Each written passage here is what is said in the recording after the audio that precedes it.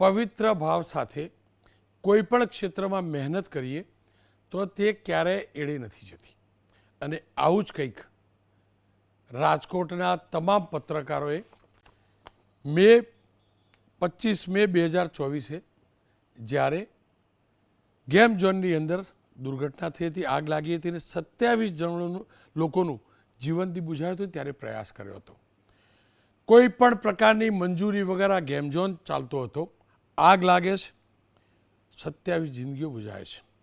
એ રાજકોટના સ્થાનિક મીડિયાને સલામ, જેમને રાત દિવસે કરી ઇન્વેસ્ટિગેશન કર્યું. અને આપની ચેનલ એબીપી અસ્મિતાના સંવાદદાતા પરાક્રમસિંહ જાડેજા સાથે જ એબીપી અસ્મિતાની ટીમે નક્કી કરેલું.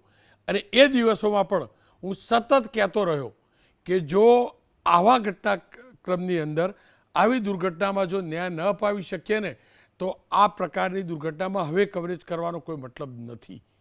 પણ અમને આશા હતી. આપ તમામ લોકો જાણો છો આ પ્રકારની ઘટના થાય છે ત્યારબાદ કેટલાક અધિકારીઓને કહેવા પૂરતા સસ્પેન્ડ કરવામાં આવે છે, ધરપકડ થાય છે અને કાનૂની જે પ્રક્રિયા છે એ પ્રકારે જામીન મળે છે. પણ સસ્પેન્ડ થયા બાદ સમયાંતરે તેઓ રીઇન્સ્ટોલ થાય છે અને ઘણા તો સારી જગ્યાએ ઘૂસી જાય છે.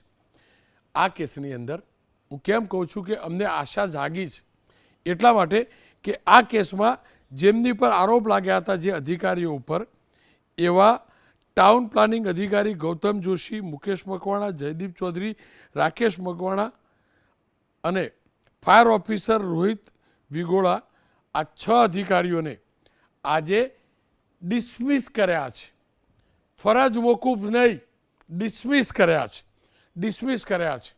જો કે સાગઠિયા જે જામીન ઉપર છે એમના વય મર્યાદા પૂરી થઈ હતી, ઉંમર પૂરી થઈ એટલે નિવૃત્ત થયા છે એટલે ડિસમિસમાંથી બચ્યા છે.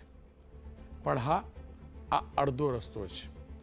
કાનૂની રીતે ન્યાય ચોક્કસથી મળશે. પણ તમામે પ્રયાસ કર્યા ને તો પ્રશાસને સસ્પેન્ડને ડિસમિસ કરવા પડ્યા છે.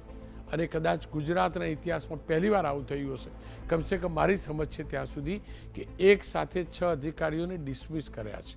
એ વાત અલગ છે કે ઘણી મોટી માછલીઓ બચી ચૂકી છે. એમના નામ સુદ્ધા એફઆઈઆરમાં પણ નથી આવ્યા અને તપાસમાં પણ નથી આવ્યા. પણ આશા ચોક્કસ જાગી છે. ત્યારે ડંકાની ચોટ ઉપર મેં કહ્યું હતું, છાતી ઠોકીને કહ્યું હતું કે આમાં ન્યાય નહીં અપાવું ને તો આ પ્રકારની દુર્ઘટનાનું હવે કવરેજ નહીં કરું. હું પોતે નાસીપાસ હતો. પણ આજે જે કોર્પોરેશને, મહાનગરપાલિકાએ હાઈકોર્ટની અંદર જે હાઈકોર્ટની સુઓ મોટો પિટિશનની અંદર જવાબ આપ્યો છે અને એની અંદર એ વાત કરી છે કે 6 અધિકારીઓને ડિસમિસ કર્યા છે, ત્યારે આશા જાગી છે કે સરકાર કોર્ટની અંદર આ ટ્રાયલ સમયે દોષીઓને સજા થાય એ પ્રકારની ધારદાર દલીલો પણ કરશે અને તથ્યોને સત્યો રાખશે. હા, એ વાતનો રંજ ચોક્કસ રહેશે. મગરમચ્છો નથી આવ્યા, આ પાક્કું છે. રહેશે રંજ.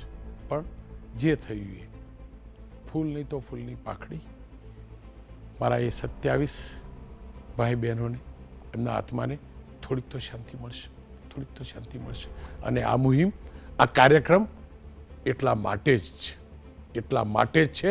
કોઈ એને મીડિયા ટ્રાયલ સમજે તો મીડિયા ટ્રાયલ સમજે, જે ગણવું હોય.